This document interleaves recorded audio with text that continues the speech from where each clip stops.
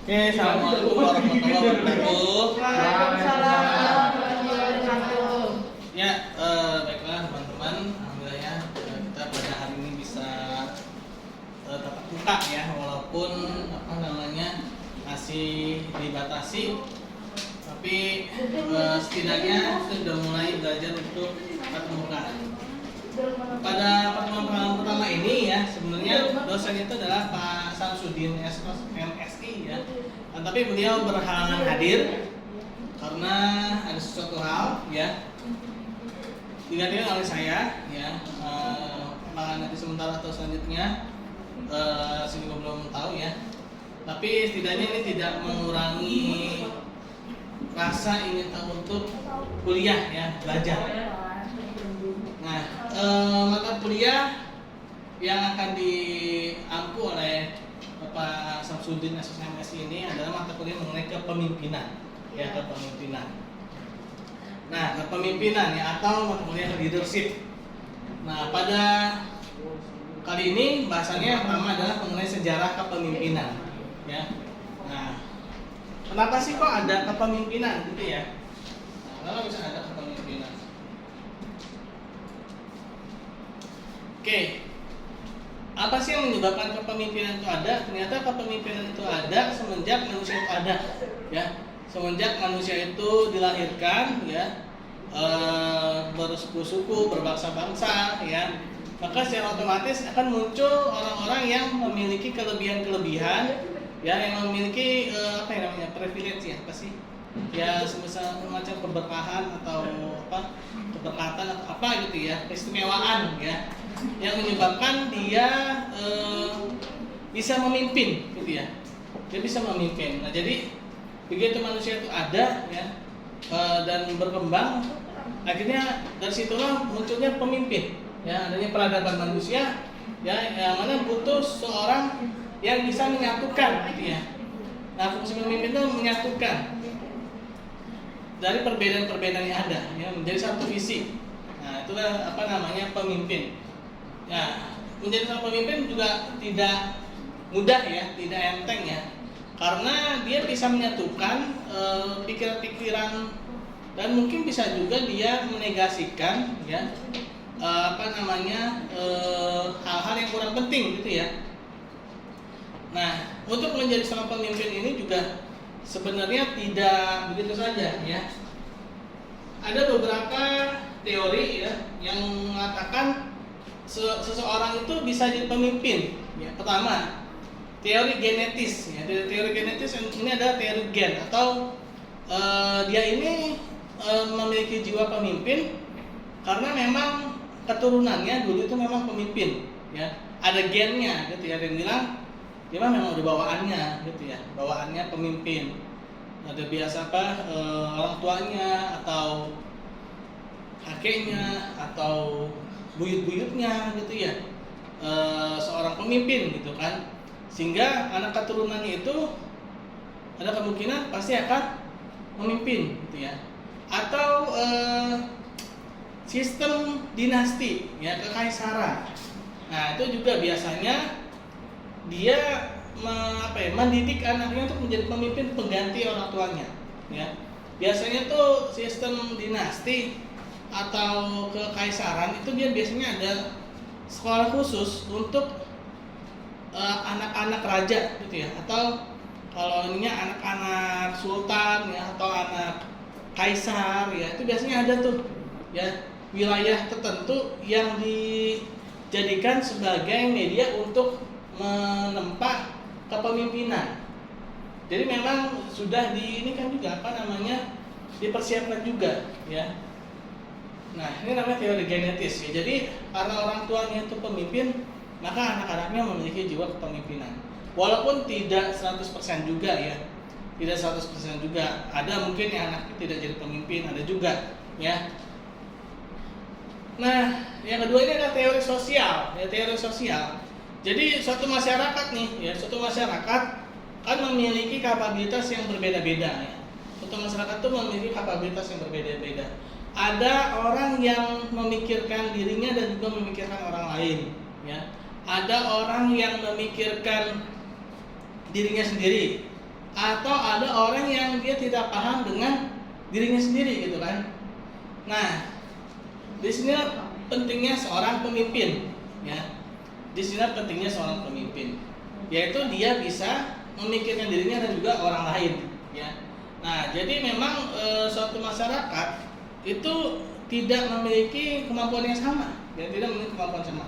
Ini fungsinya pemimpin ya. Fungsi pemimpin itu jadi dia melindungi, dia memberikan perlindungan, dia memberikan pengayoman, ya, dia memberikan apa namanya tuh sebuah pendidikan ya, juga dia memberikan ya, kalau dibilang tuh dalam Undang-Undang Dasar 1945 itu untuk kemakmuran kesejahteraan rakyat gitu ya, sebesar-besarnya gitu ya.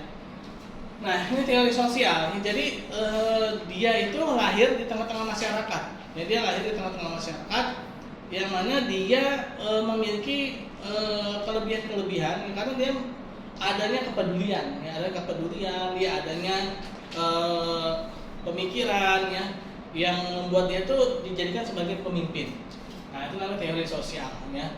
Jadi dari masyarakat ya, karena dia memiliki kelebihan-kelebihan ya, juga dia dijadikan pemimpin. Nah, itu namanya teori sosial. Nah, ini teori psikologis atau sintetis. Nah, sintetis artinya apa? Meniru. Ya, meniru. Nah, ada seorang itu dia memimpin karena dia meniru seseorang yang memiliki jiwa kepemimpinan, ya. Nah, apa namanya? Dibilang apa? Kalau di film Naruto kan ninja, kopi ninja ya, sama. Jadi, ninja peniru kan.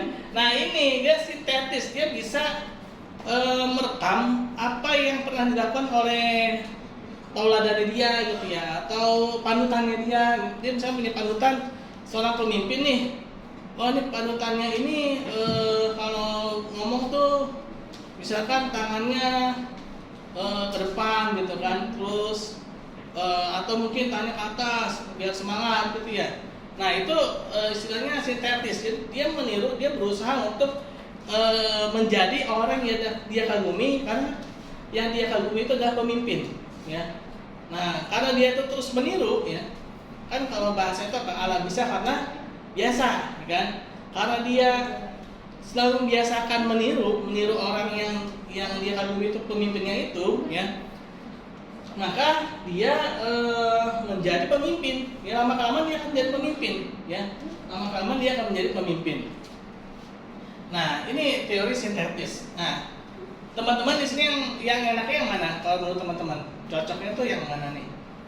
Kalau genetis, kayaknya kalau ada keturunan raja sih, oke lah ya. Misalkan nih saya keturunan sultan gitu ya, anak sultan gitu kan, genetis ya mungkin bisa ya. Nah, tapi kalau dari segi biaya ya, yang paling mahal memang genetis ya. Costnya paling mahal tuh genetis, karena untuk menjadikan dia tuh menjadi pemimpin berikutnya tuh dia butuh semacam biaya ya, agar ilmu-ilmunya itu ya, ilmu-ilmu kepemimpinannya itu dia dapat gitu ya. Atau sebaliknya gimana? Ada pendapat lain nggak? Misalkan nggak mungkin Pak, kalau genetis kan bapaknya udah raja gitu ya, dia belajarnya sama bapaknya, masa bapaknya minta dibayar kan? Enggak gitu ya. Nah, atau mungkin ada pendapat lain nih mengenai teori kepemimpinan ini. Yang enaknya mana? Atau teori sosial ya? Nah, kalau teori sosial nih, kalau menurut saya ini dia agak spontanitas ya, spontanitas. Nah, itu ya. Nah, mau komen takut salah ya. Apa tuh? Stiker ya. Nah, teori sosial ini kayak sedikit spontanitas ya, bukan uhuy ya. Spontan ya. Jadi dia itu di tengah masyarakat ya, di tengah masyarakat, karena dia memiliki jiwa kepemimpinan tadi ya, karena dia memiliki kelebihan-kelebihan tadi ya, memikirkan orang lain, dia peduli sama lingkungannya, sehingga dia dijadikan pemimpin ya. Karena pemikiran-pemikiran dia jadi pemimpin. Teori sosial ya, teori sosial. Nah, teori sosial ini kemungkinannya ya, dia 1 berbanding 1000 kayaknya ya. Tapi teori sosial ini, kalau memang ada dari teori sosial ini istimewa banget orang menurut saya. Kenapa? Karena dia itu mau dimanapun juga, mau apapun kondisinya, apapun makanannya, dia itu akan jadi pemimpin, ya. Dia akan jadi pemimpin. Ibaratnya apa? Mutiara, walaupun taruh di dalam lumpur, dia akan tetap jadi mutiara, gitu ya. Teori sosial, ya. Mutiara ini mau ditaruh di mana aja kan jadi mutiara, teori sosial nih, ya. Dia walaupun mau dibuang ke tempat manapun juga, karena dia tuh memang ide-idenya brilian, ya, karena memang dia pemikirannya itu bagus, nah dia kan jadi pemimpin. Nah itu teori sosial tuh, ya, teori sosial. Atau ada pendapat lain, Jessica? Pak, Ya. itu bukannya yang kayak gitu teori gen Pak, bukannya kalau itu kan harus pasti gitu, jadi keturunannya gitu kan. Kalau yang sosial di sini sih tulisnya itu kayak pemimpin itu harus disiapkan, dididik dan dibentuk, berarti dia dibentuk. Nah, Kayak di ada Indonesia maksudnya. gitu. Ya, Bagus. Ada pendapat seperti itu. Nah, yang seperti itu memang ilmu sosial itu memang ini ya, bisa berbeda sudut pandang ya. Ada ahli yang mengatakan seperti itu, tapi bisa juga seperti itu ya. Jadi karena dia itu gennya itu adalah gen pemimpin, ya dia di taruh manapun juga dia akan jadi pemimpin. Tapi apakah seorang anak raja ya, ketika dia tidak dididik untuk menjadi pemimpin, boleh juga nih sebenarnya jadi penelitian ya, pengaruh keturunan terhadap kepemimpinan ya. Nah, mungkin bisa jadi udah ada penelitiannya seperti itu. Nah, adanya keturunan ya, dia itu memang orang tuanya itu pemimpin, raja atau karena gen itu turun gitu ya, secara genetis ya, kepemimpinan itu turun secara genetis. Bisa juga ya seperti itu. Tapi dalam ilmu sosial itu selalu berkembang ya teman-teman ya. Ilmu sosial itu nggak bisa dijadikan seperti ilmu pasti. 1 + 1 kan pasti 2 gitu ya. Tapi kalau ilmu sosial itu bisa bergeser-geser ya. Genetis tadi ya. Bisa jadi dia kalau memang ada faktor keturunan atau mungkin dia memang dibentuk ya. Dan sosial juga demikian ya. Bisa jadi dia dibentuk gitu. Kalau sosial menurut saya lebih cocoknya itu kayaknya lebih dibentuk ya. Lebih dibentuk. Karena dia dari masyarakat ya, sosial itu dari masyarakat ya. Sosial itu dari masyarakat. Tapi teman-teman nanti kalau pas ujian ya berhubung teorinya itu masih teori yang tadi itu ya, yaitu genetis itu dari ada sesuatu yang istimewa, mungkin itu aja ya. Ini istilahnya ada kemungkinan lain ya. Nah, bagus ya. Jadi kita ini sebenarnya sekarang diskusi aja ya. Jadi jangan menganggap dosen itu pasti benar, nggak juga ya. Karena dosen itu juga manusia. Perbedaannya saya ini cuma lebih tua aja, ya. Mungkin lebih tahu duluan ya, lebih tahu duluan sehingga bisa menyampaikan gitu kan. Teman-teman mungkin bisa jadi ada yang sudah lebih tahu tapi karena umur lebih muda gitu kan. Nah itu ya, jadi bisa jadi memang ada pergeseran atau sintetis ya. Nah ini sintetis ini menariknya ya, seorang yang ingin seperti orang lain gitu ya. Dia punya tauladan, dia punya panutan, dia punya contoh ya, dan dia selalu meniru contohnya itu ya. Dia selalu meniru contohnya itu. Memang antara genetis dan sosial ini dan sintetis ini saling beririsan ya. Kalau menurut saya gini, dia beririsannya gini. Genetis sama sintetis itu bisa beririsannya, yaitu ketika dia ini anak raja ya. Dia ini anak raja. Dia punya contoh itu ayahnya ya. Nah, dia beririsan tuh ya, dia punya contoh ayahnya.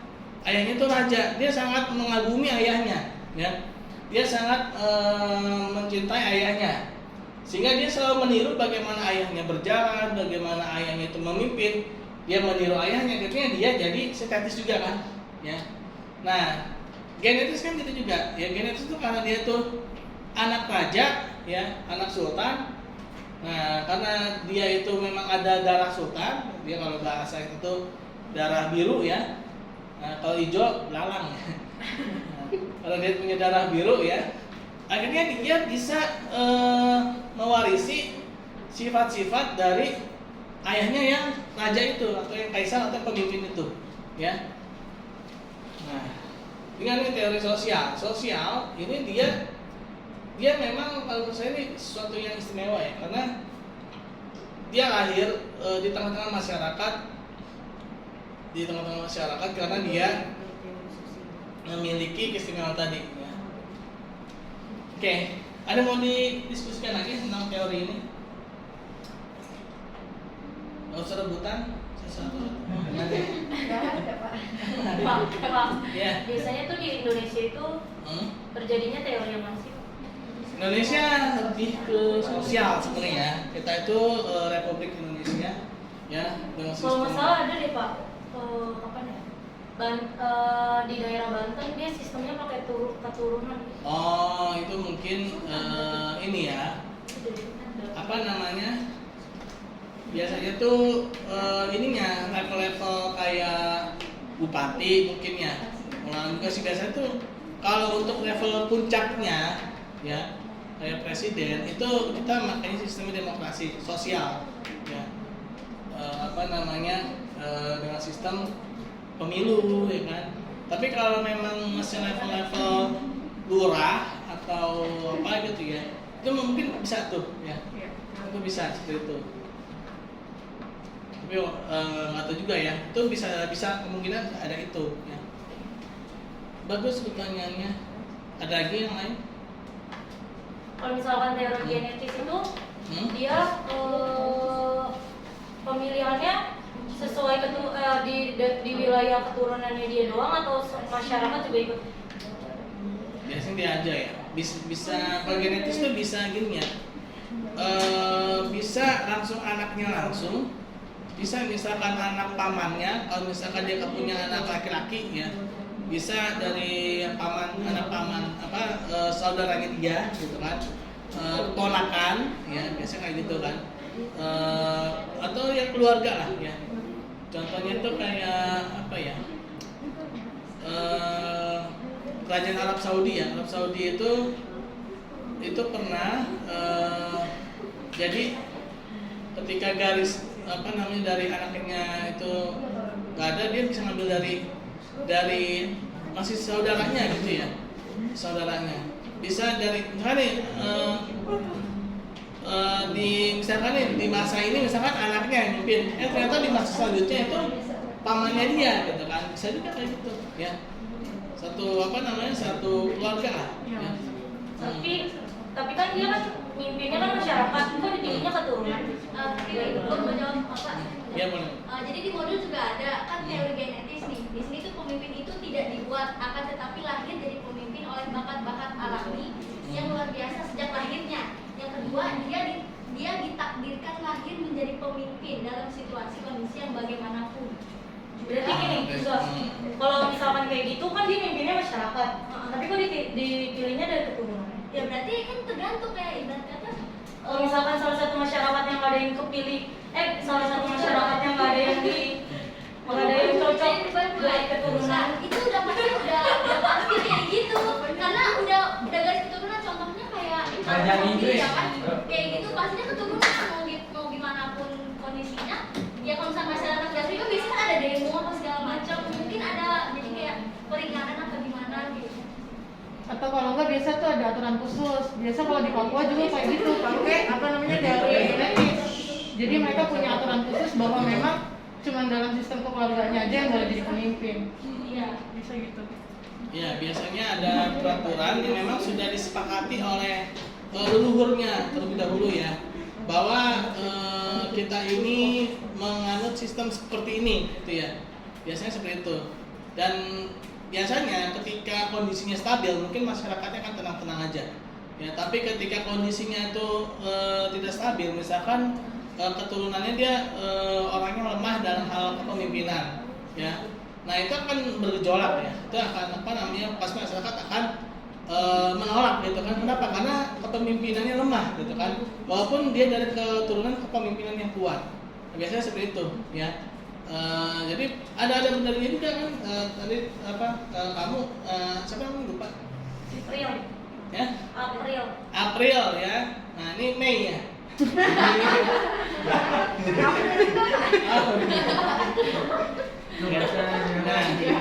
Nah, benar juga ya. Apa namanya, dia dilahirkan ya. Nah ini ada dua sudut pandang yang berbeda ya dari genetis ini. Jadi ada yang mengatakan sudut pandang genetis itu dia dilahirkan karena memang memiliki gen pemimpin, gitu ya. Nah dia karena memiliki gen pemimpin. Bisa jadi dia lahir di tengah-tengah masyarakat, jadi sosial ya, tengah masyarakat.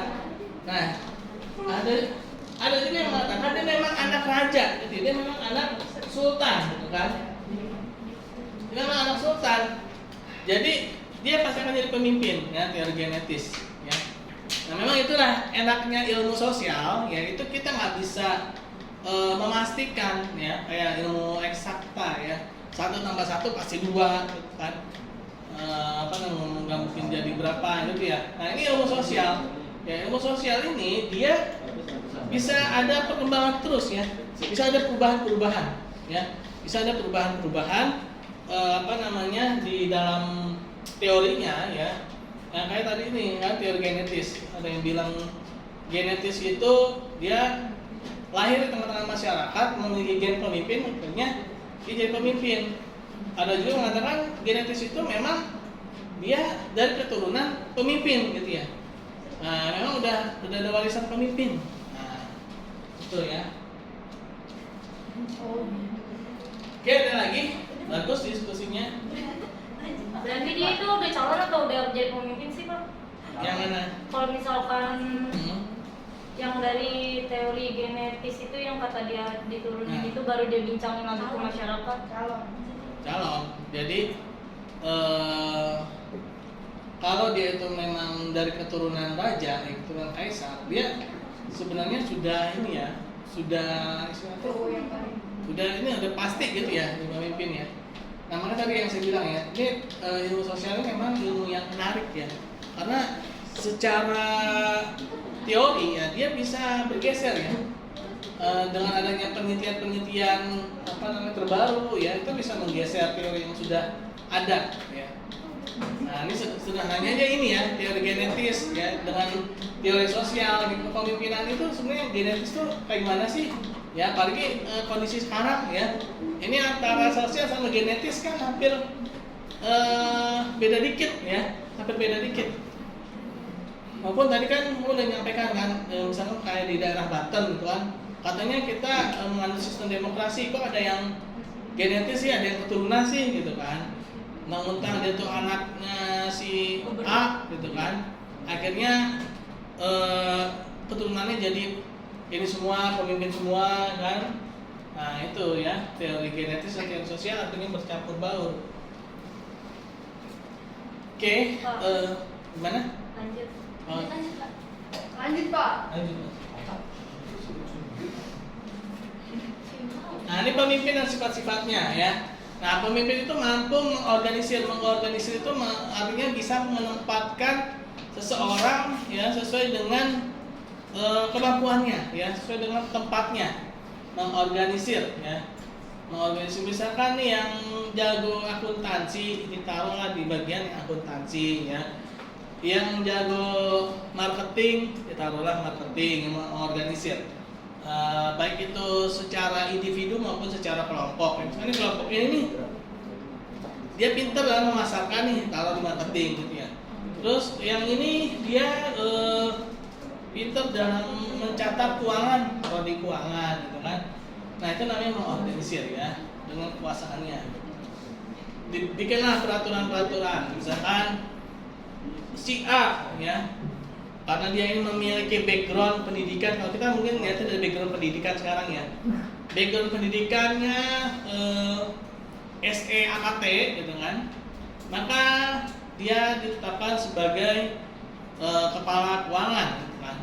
Dengan adanya SK ya, kekuasaan itu kan bisa dengan surat ya atau dengan ya keputusan ya. Nah, kalau pemimpin dipilih secara langsung atau tidak langsung oleh pemberi suara partai ya kalau di Indonesia ya. Bisa dipilih secara langsung atau tidak langsung. Nah, dipilih secara langsung dan tidak langsung masing-masing memiliki kelebihan dan kelemahan ya. Secara langsung itu kalau dia memiliki rakyat yang memilihnya itu memiliki kapabilitas yang sama semua ya, oke. Itu sebenarnya bagus secara langsung karena semua rakyat itu sudah sama-sama dewasa ya, sudah sama-sama memiliki kapabilitas memimpin, sudah sama-sama bisa memberikan wawasan ya.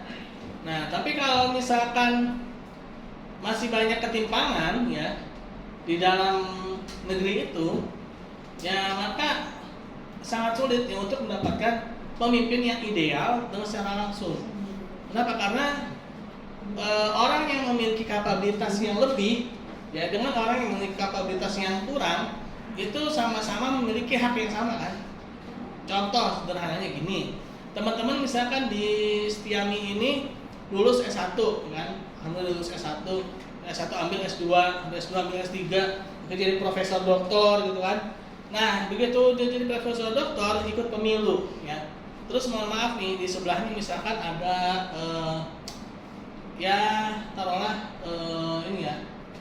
orang yang nggak lulus yang nggak lulus SD gitu, tapi umurnya udah sampai 18 tahun dan memiliki KTP.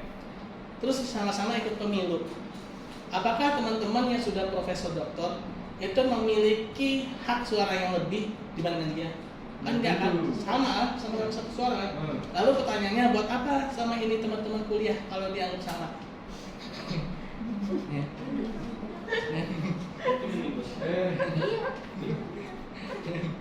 Nah, jadi di situ ya, secara langsung tuh kekurangannya di situ. Beda kalau saya udah profesor doktor, saya boleh nyoblos 5 kali gitu. Sesuai dengan jumlah S-nya, SD, SMP, SMA, S1, S2, S3 6 kali nyoblos lah ya. Karena sudah S3 gitu kan, saya berarti boleh dong. S kan dia baru SD, baru S1 ya. Nah, ini nyoblosnya sekali. Nah, ada privilege kayak gitu mungkin ya. Tapi kan selama ini enggak secara langsung kan. Nah, tapi tidak langsung ini bagus ya ketika ada tadi itu ya, masih ada ketimpangan ya. Adanya kesenjangan ya. Jadi ada masyarakat yang masih mungkin pola pikirnya dia jangka pendek. Nah, orang yang pola pikirnya jangka pendek ini dia harus diwakili oleh orang-orang yang memiliki pemikiran jangka panjang ya. Nah, maka dipilihlah anggota-anggota dewan gitu kan sebenarnya ya. Nah, dari anggota dewan ini yang akan memilih ya, yang memiliki kapabilitas ya. Nah, tapi ada juga kelemahannya. Ya, kelemahannya apa? Ketika yang mewakili itu dia jadi benar-benar mewakili ya. Mewakili misalkan makan enak udah diwakilin gitu kan. Punya mobil mewah udah diwakilin ya. Nah, itu kekurangannya ya. Nah, terus pemimpin itu memiliki kelebihan di suatu bidang yang sedang dibutuhkan di zaman atau di institusi itu ya. Nah, misalkan nih lagi krisis keuangan gitu ya. Nah, maka ada juru kuncinya. Kemarin saya ngobrol-ngobrol sama dosen ya, Pak siapa tuh? Pak Haji ya. Haji kemarin. Saya dapat ilmu baru nih di sini ya. Jadi gini. Dulu ya, ketika zaman awal-awal Orde Baru ya, saya pun juga belum lahir ya. Saya juga ceritanya. Jadi ketika itu Indonesia mengalami krisis yang luar biasa ya, krisis moneter yang luar biasa. Sampai-sampai saya juga pernah dengar ya bahwa masa akhir dari Orde Lama ya masuk Orde Baru, harga beras, kalau sekarang minyak ya mahal ya. Kalau dulu sampai katanya beras ya, beras itu harganya per butir, bayangin. Iya. Iya perbutin ini. Kalau makan itu. Nah, misalnya ke warteg nih. Ke warteg. Itu satu ya. Saking krisisnya itu kalau nggak salah sampai 500, angkanya itu 500%. Apa inflasinya tuh 500%. Iya. Harga beras sampai per butir. Makannya itu karena beras itu mahal, banyak yang makan bulgur. Makanan kuda, ya. Iya, makanan kuda, bulgur. Nah, sampai-sampai dikampanyekan. Bulgur itu lebih bergizi. Bulgur itu lebih bagus. Kenapa? Ya jelas kan buat kuda ya bergizi. Kuda pasti berat. Hah? Sama aja kayak kuda. Nah, iya biasa lah kan namanya. Nah, saking susahnya seperti itu gitu ya. Nah, akhirnya apa? Berakhir orde lama masuk ke orde baru, ya. Nah, di orde baru itu ya, ini ada seorang tokoh ya, yang ditokohkan. Nah, istilahnya tuh kalau kemarin tuh itu begawan ekonomi atau begawan, bukan pengawan ya, pengawan Solo, bukan ya, begawan. Begawan itu kayak seorang yang sakti gitu ya, orang yang sakti. Kenapa dia dibilang begawan ekonomi? Karena dia yang menjadi juru kunci ekonomi ketika Indonesia sedang butuhnya dana dari luar, ya. Butuh kucuran dana yang luar biasa. Kenapa? Karena ketika itu tadi itu ya, ancur-ancuran, harga meningkat dengan tajamnya, ya kan, sampai 500% inflasi, harga beras sampai per butir, ya. Nah ini ya, jadi karena dia itu dibutuhkan di zaman itu, dia jadi semacam kayak pemimpin, ya. Nah ini ya, namanya ini dia privilege ya, adanya keistimewaan. Karena jadi butuh yang seperti itu, ya maka akhirnya dialah yang menjadi pemimpin, ya. Memiliki kelebihan suatu bidang yang memang dibutuhkan. Tapi bisa nggak nanti suatu saat nanti dia diganti? Bisa aja ketika dia tidak bisa mengembangkan dirinya ke bidang yang lain. Makanya ya teman-teman, kedepannya kalau memang teknologi informasi ini masih terus berkembang ya, maka yang harus teman-teman incar itu adalah ilmu-ilmu yang berkaitan dengan teknologi informasi. Ilmu-ilmu yang istilahnya itu tidak lepas dari dunia digital. Nah itu sangat penting. Bahkan saya pernah melihat ya, itu kalau nggak salah pas lagi acaranya GNIK ya, GNIK Gerakan Nasional Indonesia Kompeten, itu tahun 2018, sekitar 4 tahun yang lalu ya, 4 tahun yang lalu. Tahu ini nggak Amazon.com? Amazon.com dia jual barang itu ya, barang-barang itu kan. Tahu nggak gudangnya tuh isinya apa? Isinya tuh robot semua, nggak ada orang di situ. Orang paling cuma satu doang, pencet ini tuh robot ngambilin. Jadi robot-robot semua dalam gudangnya tuh. Nah itu ya teman-teman tantangan ke depan. Nah orangnya kemana? Ya orang-orang yang ngerti TI doang, yang ngerti digital aja, yang ngerti dunia informasi teknologi aja. Jadi itu kalau sekarang mungkin kayak kasir ya, itu kan diganti sama ATM kan. ATM aja mau diganti kan sama mobile banking. Iya. Nah, ya contoh sederhananya itu teman saya pernah bilang gini. Jangan kan orang ya, KNPL aja, itu udah berevolusi tuh, ya. Tinggal kocok kan. Nah, dulu kan orang masukin res ya kan. Nah, sekarang KNPL aja tuh udah diganti sama yang smart clock apalah gitu ya. Nah, itu jadi dia terus berkembang ya. Nah, lalu pemimpin itu ialah pemandu yang mengarahkan, memberikan petunjuk. Komandan ya, pemimpin itu komandan. Nah, komandan biasanya di depan ya. Jadi pemimpin itu dia memberikan contoh, ya, memberikan suri tauladan, ya, memberikan pandangan arahan, ya, sehingga orang yang orang yang mengikutinya itu akan mendapatkan suatu jalan keluar yang lebih cepat. Jadi dia harus lebih tahu nih, karena dia itu pemandu, karena dia itu adalah komandan, ya maka dia otomatis dia harus lebih tahu duluan. Ya jangan sampai orang yang paling depan malah orang yang tahu. Nah, saya jadi ingat kejadian dulu ya, waktu saya masih kecil, ya lagi jalan-jalan nih ceritanya sama saudara-saudara kan. Ternyata saudara saya yang paling depan itu dia ini apa namanya, ceritanya ini malam-malam ya, malam-malam. Kan dia paling depan tuh mobilnya. Kita kira kan dia tahu ya mau kemana gitu. Tentunya apa? Dia masuk ke ini semak-semak, mau ngapain? Mau buang yang kecil. Itu orang yang mobil-mobil di belakang ngikutin semua. Yang jangan sampai seperti itu gitu ya. Jadi orang yang paling depan itu jangan sampai yang menyesatkan gitu loh ya.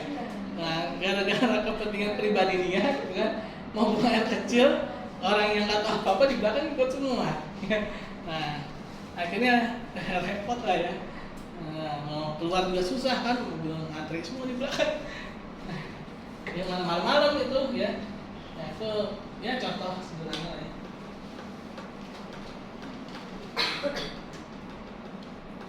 Nah, ini 10 sifat pemimpin ya. Nah, energi jasmania dan mental. Nah, dia harus memiliki energi jasmania dan mental. Dia harus orang yang kuat. Yang pemimpin itu harus yang kuat. Dia memiliki kekuatan yang lebih, ya, memiliki kekuatan yang lebih. Dan juga memiliki kekuatan mental yang lebih. Karena apa? Pemimpin itu harus kuat dihina, ya. Apapun kesempurnaan dia, ya, apapun kelebihan dia, pasti ada aja yang ngatain, ya. Pasti ada aja yang menghina, kan? Orang yang memiliki kelebihan ini pasti ada yang menghina, apalagi yang memiliki kekurangan gitu kan. Dia harus memiliki mental yang kuat. Dia harus kuat dihina, ya. Dia harus energik, ya. Energik itu artinya apa? Dia yang walaupun zaman sekarang zaman teknologi ya, yang tidak apa istilahnya itu, kalau dulu mungkin ya pemimpin itu nelusurin daerah-daerah terpencil gitu kan dulu. Sekarang ya walaupun ada teknologi informasi, ada media Zoom, tapi tetap harus membutuhkan energi yang besar. Kenapa? Karena dia harus rapat, meeting, ya kan? Walaupun cuma duduk doang di kursi, tapi kalau sampai jam 2 malam, terus jam 5 pagi udah mulai lagi, ya kempes juga, ya habis juga gitu loh, ya energinya. Nah, makanya nih seorang pemimpin ini dia harus orang yang kuat, memiliki jasmani yang kuat, karena ketika memimpin itu membutuhkan energi yang besar, ya. Apakah memimpin rapat sampai berjam-jam, apalagi dengan orang Jepang ya, orang Jepang. Saya pernah dengar itu dari dosen saya, dia pernah kerja di perusahaan Jepang. Nah, kalau rapat itu orang Jepang tuh gila ya, gilanya tuh apa? Sampai jam 2 malam, ya. Itu juga rapat itu berhenti karena dosen saya itu dia kecilin AC-nya sampai full paling terendah, ya. Jadi itu orang Jepang nggak kuat buat rapat. Wah, dingin banget nih. Udah kita lanjut besok lagi. Besok masuk lagi jam berapa? Jam 6 pagi, bayangin. Jam 2 malam masih di kantor, jam 6 pagi udah harus sampai kantor lagi. Ya, itu mendingan nginep aja di kantor ya. Nah itu ya, energinya harus kuat, fisiknya itu harus kuat. Nah, kesadaran akan tujuan dan arah, yang memiliki tujuan dan arah, dan sampai pemimpin tadi tuh ya, contohnya kayak tadi saudara saya itu ya, dia paling depan ya, karena tujuan dan arah dia pengen buang air kecil, kan? Dia nggak tahu tuh kan, karena tuh pengen ngikutin semua gitu kan. Nah, akhirnya apa? Kesasar sama-sama ya, berjamaah kesasarnya ya, tersesatnya berjamaah. Nah, karena dia nggak memiliki kesadaran ya, tujuan dan arah ya. Harus memiliki sense of purpose and direction, yang dia memiliki kesadaran tujuan. Sebenarnya mau dibawa kemana sih? Negara ini mau dibawa kemana sih? Negeri ini, rakyat Indonesia ini mau dibawa kemana sih? Gitu kan? Dia harus tahu. Oh, harus jadi sejahtera, makmur, gitu kan? Nah, harus ada kesadaran akan tujuan dan arah, ya. Antusiasme, ya, ada antusias, artinya apa? Dia memiliki kegairahan dan semangat, kegembiraan yang besar. Ada semacam visi, ya, pandangan, ya, positive thinking, ya, walaupun dalam keadaan sulit apapun, dia memiliki positive thinking, memiliki antusias yang tinggi.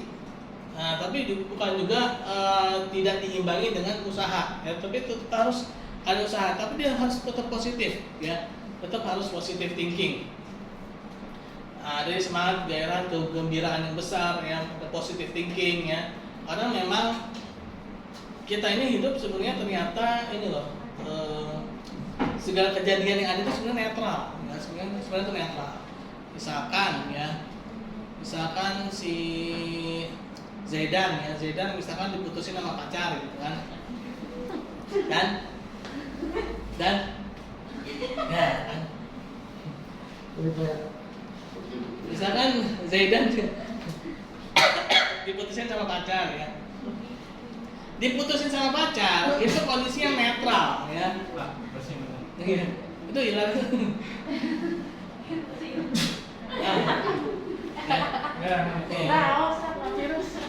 Apa-apa lah. Udah divaksin ya? Udah, Pak. Nah, misalnya tadi ya Zaidan ya, contohnya misalnya Zaidan yang diputusin pacar itu sebenarnya netral ya. Yang namanya nyambung pasti ada kalanya putus. Ya. Lalu apa sih yang membuat itu berbeda, positif atau negatif? Itu kan kita sendiri. Ya. Nah, seorang pemimpin ini tidak boleh dia terlalu negative thinking. Contohnya tadi, dia misalkan diputusin sama pacarnya. Gara-gara diputusin sama pacarnya akhirnya apa? Boring-boringan, ngamuk, ya kan? Marah-marah sendiri, ya. Gerang. Nah, kan pengalaman itu. Ya. Nah, sebenarnya diputusin pacar mungkin itu hal yang biasa, ya. Diputusin pacar itu suatu hal yang biasa. Atau mungkin yang malah gembira, alhamdulillah diputusin, gitu. Pengeluaran berkurang, gitu. Positive thinking, ya kan? Pengeluaran saya berkurang. Biasanya ngeraktir dia sampai sekali makan 100.000, kini nggak ada lagi. Gitu. Positive thinking. Tapi udah kira kalau di rumah, Pak. Ya? Udah kira kalau di rumah. Iya, pengalaman. Pengalaman kita luar biasa. Curhat. Mau spill aja sih sebenarnya. Boleh ada yang di tengah pribadi gitu kan.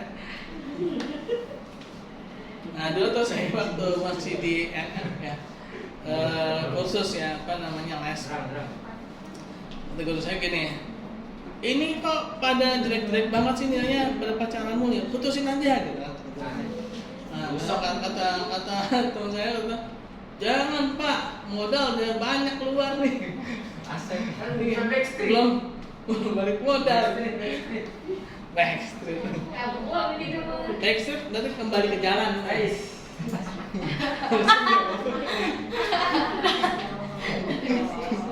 Backstreet balik ke jalan kan. Back kembali, street jalan. Kembali ke jalan kan. Nah, jadi antusiasme ya, semangat ya. Pemimpin itu harus semangat, harus memiliki positive thinking ya. Dia harus apa ya namanya ya, selalu melihat out of the box gitu kan. Harus dia jangan sampai terkungkung pada satu permasalahan itu dia nggak bisa memecahkan masalah itu. Dia harus bisa melihat lebih jauh. Jadi gini teman-teman, ada yang tahu nggak kenapa seorang pemain bola itu kadang-kadang suka gantian ya, apalagi Capek. capek, oke ya, ada nggak sanggup ya, Permainannya jelek, Pak. mainannya jelek. Nah, permainan jelek, cedera ya. Terus apa lagi? Cedera, terus permainan jelek, cedera, oke lah. Nah, tapi ini permainannya jelek. Kenapa permainannya jelek? Kok saya menyium bau-bau ini? Ini nggak mau asap-asap gitu. Ayo Pak, kabur Pak. Jadi bawah kan? Oh iya. Enggak.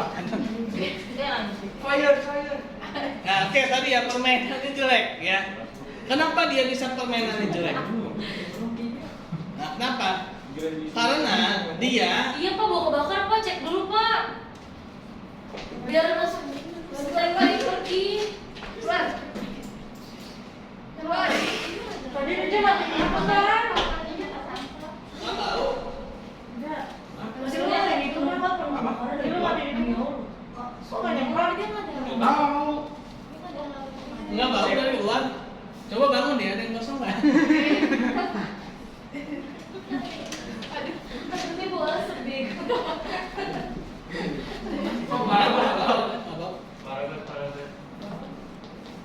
tadi ya permainannya jelek. Jadi gini, seorang pemain bola itu ketika jadi dalam lapangan ya, dia akan memakai otak kiri, ya, otak kiri. Sifatnya tuh detail, melihat satu persatu, ya kan. Nah, ketika dia terlalu menggunakan otak kiri, dia akan terkadang susah untuk apa ya, melihat peluang, ya, melihat peluang. Nah, kenapa dia ditarik ke pinggir lapangan? Agar dia melihat secara keseluruhan, ya, agar otak kanan itu terbuka. Ini loh, si ini pola permainan itu kayak gini. Nah, gitu. Lawannya itu polanya itu kayak gini. Kamu tuh bisa mecahin apa kalau kamu tuh dengan pola yang seperti ini, gitu kan. Misalkan si ini nih dia cenderung ada di sini, gitu. Dan satu lagi yang ini cenderung ada di sini. Jadi kamu nanti kalau mau nangkep ini ya, gitu kan. Kamu kalau mau nangkep ini ya, kamu tuh cari celah, ya. Kamu harus bisa cari celah, ya. Nah, jadi dia ada apa namanya pola pikiran yang lebih terbuka, ya. Ini nggak bau ya? Ini nggak bau ya? Dari Kamu Pak, Hah? Apa tuh? Gonggong. Nah, ya takutnya ini nggak ada yang gosong kan dia bangun. Nah, lalu ada keranahan dan kecintaan, ya. Nah, seorang pemimpin itu dia harus mencintai yang dipimpinnya, ya. Kenapa? Karena dia akan melindungi, ya. Dia akan memberikan perlindungan. Kalau dia tidak mencintai yang dipimpinnya, dia akan menguras, ya. Dia akan istilahnya apa? Mengeksploitasi. Berarti pemimpin ada sifat melindungi. Iya, harus itu. Nah, terus yang kelima integritas, ya, yaitu similar ya. Bukan Bapak Ariel tak. Dari luar enggak. Agak panik kan? Cebel. Bau Pak, bau. Bau Pak. Pak. Apa ini?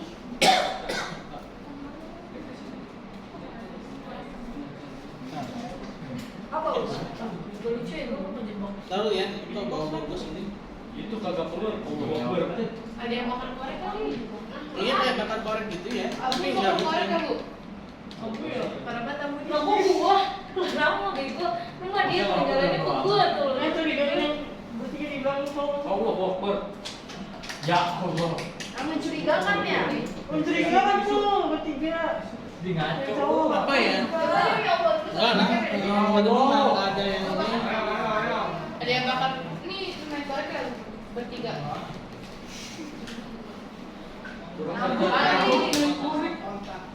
ada yang bakal sama. Ada di depan baunya ya. Pak izin terdekat ya Pak? Nggak boleh. Ada yang bakar. Bentuknya angus gitu. Ya. Bentuknya sangit, Pak.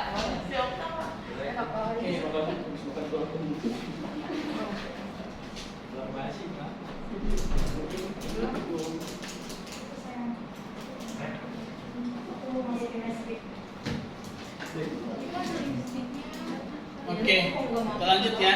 Nah, integritas dia memiliki apa ya, satu kesatuan. Artinya kesatuan itu merasa dia bagian dari orang yang dipimpinnya.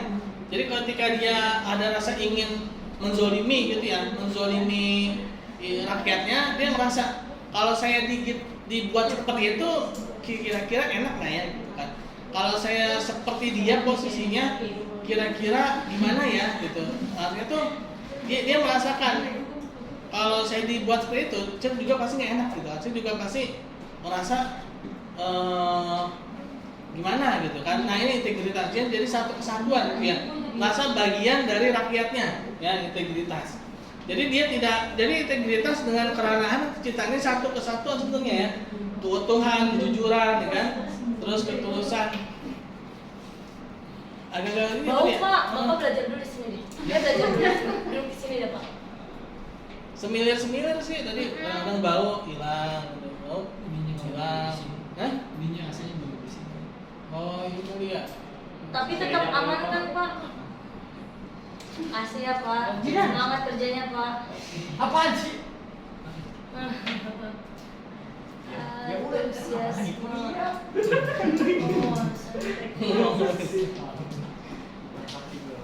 Nah, oke. Jadi satu kesatuan ya, keranahan, kecintaan, integritas ini satu kesatuan. Ketika seorang itu memiliki kecintaan, dia biasanya akan memiliki integritas, ya. Nah, dia merasa bagian dari, jadi integritas ini puncak tertinggi dari kecintaan kayaknya ya. Seorang kalau udah saling mencintai, dia akan merasa aku, kau, dan KUA. Ya. Salah ya. Aku kamu dan dia. Aku, kau, dan KUA ya. Nah, akhirnya apa? Dia akan merasa, kalau saya dibuat seperti itu gimana gitu kan? Empati ya, bukan sifatnya tapi empatinya itu tinggi ya. Lalu penguasaan teknis ya, memiliki kemampuan bagaimana dia bisa mengatur ya. Penguasaan teknis itu dia bisa mengatur. Nah, dia bisa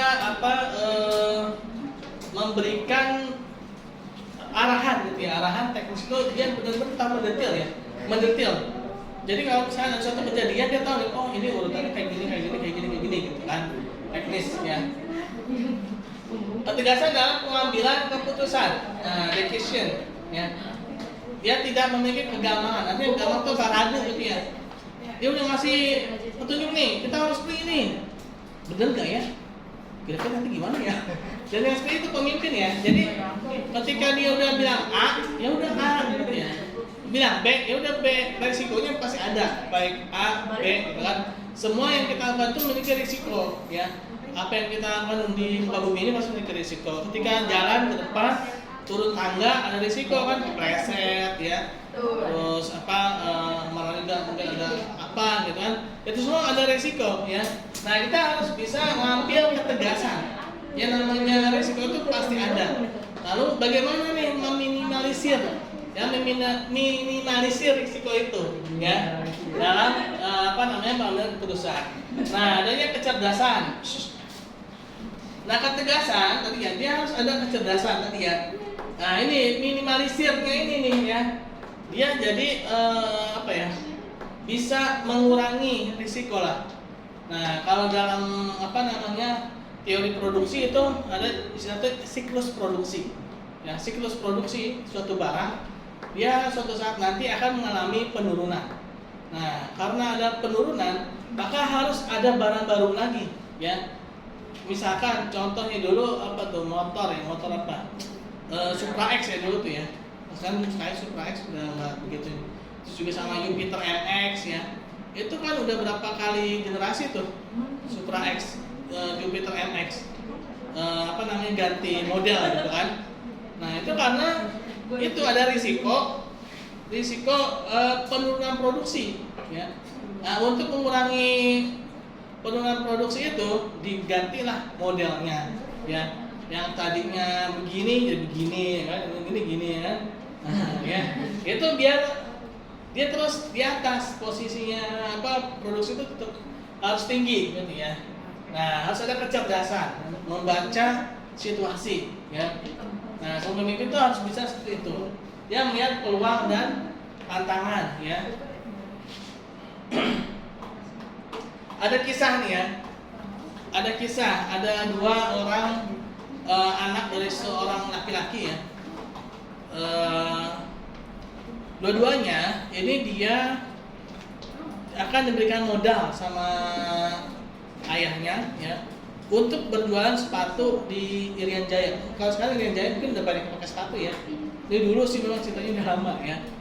Nah, jadi itu dulu itu ceritanya itu ada dua orang anak laki-laki yang disuruh survei lah sama bapaknya gitu ya. Coba kamu survei daerah Irian Jaya sana, Papua gitu ya, untuk jualan sepatu.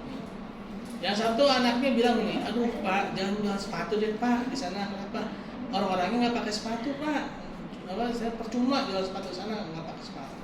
Nah, tapi ada satu anaknya yang bilang, Pak, ini peluang Pak, karena di sana itu belum pada pakai sepatu, kita jual sepatu di sana gitu. Nah, ini padahal kondisinya sama kan, sama-sama misalkan dia belum memakai sepatu gitu ya. Nah, tapi karena yang satu pesimis, yang satu optimis, nah akhirnya apa? hasilnya kan beda tuh ya. Yang satu ini cerdas, yang satu kurang cerdas. Nah, walaupun pada objek yang sama, karena yang satu tidak kurang cerdas, dia akan kehilangan peluang ya. Yang satu hanya melihat tantangan, yang satu melihat itu sebagai tantangan, yang satu melihatnya sebagai hambatan ya. Nah, makanya ini harus bisa mengubah kata ya, ubah kata ya tadi kayak hambatan, ubahnya menjadi tantangan ya. Nah, lalu adanya keterampilan mengajar ya. Maksud keterampilan mengajar itu apa? Cara menyampaikan. Ya. Ada orang pinter, ya. Orang pinter itu bukan dukun ya. Maksudnya orang yang memiliki kecerdasan gitu ya. Nah, orang pinter biasanya minum apa? Halak kambing. Korban iklan ya. Ada orang yang mungkin dia kecerdasannya lebih gitu ya, tapi dia tidak bisa menyampaikan apa yang dia punyai dalam pikirannya itu ya. Nah itu dia walaupun pintar tapi walaupun cerdas tapi tidak bisa memberikan arahan. Nah itu dia tidak bisa jadi pemimpin ya. Nah memang pemimpin itu kalau dibilang ya harus sempurna lah ya, terus jangan yang saya ya. Ya. Nah jadi keterampilan mengajar, jadi dia harus bisa menyampaikan, dia harus bisa mengarahkan dan juga harus jelas gitu kan. Ini seperti ini jalannya gitu kan. Nah dia harus memiliki keterampilan mengajar, ya jadi dia harus bisa menyampaikan apa yang di pikirannya itu dan juga harus adanya rasa percaya, ya rasa percaya, yakin ya. Pemimpin itu harus yakin, ya yakin kalau dia tuh bisa gitu. Terkadang memang berawal dari diri kita juga kan. Kalau kitanya sendiri juga nggak yakin, gimana mau menolong orang lain gitu ya? Gimana mau mengayomi orang lain kalau dirinya sendiri itu tidak yakin ya? Nah, saya juga sering dari rasa yakin itu ya. Terkadang ketika saya tuh yakin suatu perbuatan itu bisa berjalan, itu kadang jalan gitu ya. Contoh, saya kan suka bikin acara ya, acara terutama ketika Ramadan ya, suka bagi-bagi sembako gitu kan, ada sponsor ya. Nah itu kalau saya yakin ya, tuh biasanya tuh insya Allah dapat gitu ya, dapat. Tapi kalau lagi nggak yakin itu nggak dapat ya, ragu gitu ya. Sama tuh kalau misalnya teman-teman mungkin pernah merasakan juga ya, mau berangkat ke suatu tempat nih ya, mau berangkat ke suatu tempat, tapi tuh hatinya kayaknya bimbang gitu ya, hatinya tuh kayak nggak yakin gitu kan. Biasanya tuh ada aja di jalan kan, bisa-bisa nggak sampai gitu ya, karena hatinya tuh bimbang, hatinya itu nggak yakin. Tapi kalau yakin, walaupun ke mana, ke Amerika atau ke Swiss sekalipun atau ke kemana gitu ya, itu ke mana Madagaskar. Itu sampai ya. Ya, sampai walaupun nanti lewat Zoom juga kan.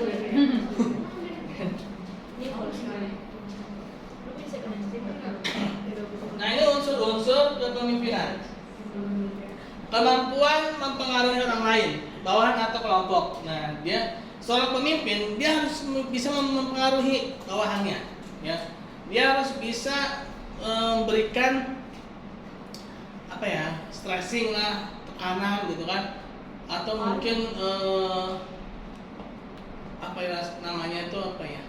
hipno ya, seperti hipnotis gitu, bukan menghipnotis tapi kalau dia ngomong itu rasanya kita mau patuh aja gitu loh ya. Ada kemampuan untuk orang itu dia nurut gitu ya. Kalau dia ngomong udahlah ikut aja gitu kan, udah dipercaya. Kalau udah dipercaya gitu kan, kira orang tuh pasti nurut ya. Nah, dia memiliki tujuan organisasi atau kelompok ya, bukan tujuan pribadi ya. Jadi dia memikirkan kebaikan bersama. Lalu kemampuan mengarahkan tingkah laku bawahan atau orang lain ya. Nah, dia juga memiliki kemampuan bagaimana nih bawahannya atau orang lain yang di bawah koordinasi dia ini sesuai ya dengan apa yang dia inginkan, sehingga tidak kontraproduktif. Misalnya itu dia tidak justru membuat penjualannya menurun ya, atau tidak membuat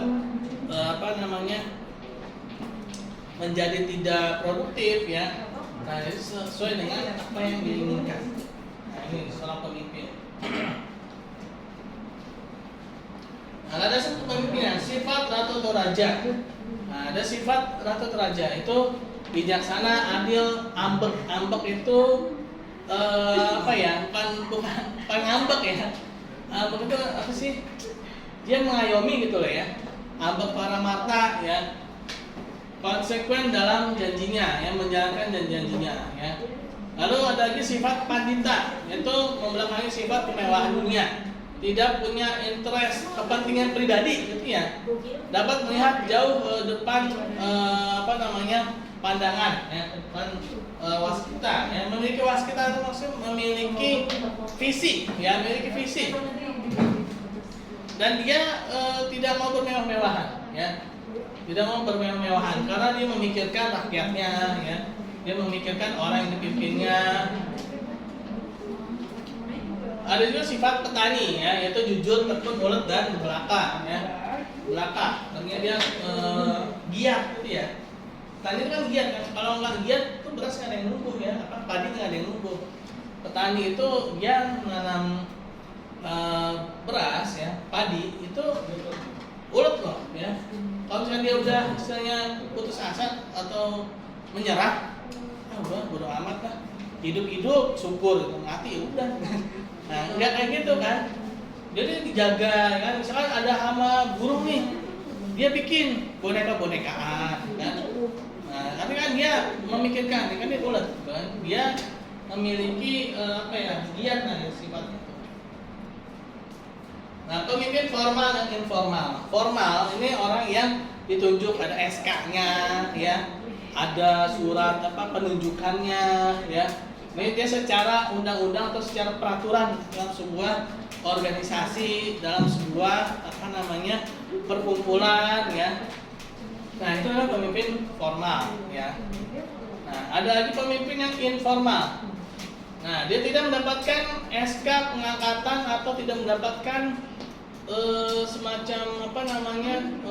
kekuasaan ya, tapi dia bisa mempengaruhi kondisi ya, kondisi sekitarnya ya. Nah, biasanya itu tokoh masyarakat emangnya ada SK penunjukan tokoh masyarakat kan nggak ada kan. Nah, tokoh masyarakat itu akan muncul secara sendirinya gitu ya, walaupun nggak ada SK-nya gitu ya. Tapi karena dia memiliki sifat mengayomi, memiliki sifat melindungi gitu kan, terus juga baik orangnya, peduli sama lingkungan. Nah, dia akan menjadi pemimpin tuh ya, akan selalu menjadi sorotan ya orang-orang sekitarnya. Dan apa yang dia lakukan pasti akan ditiru. Ya, ini pemimpin informal ya. Nah, jadi dia pemimpin informal.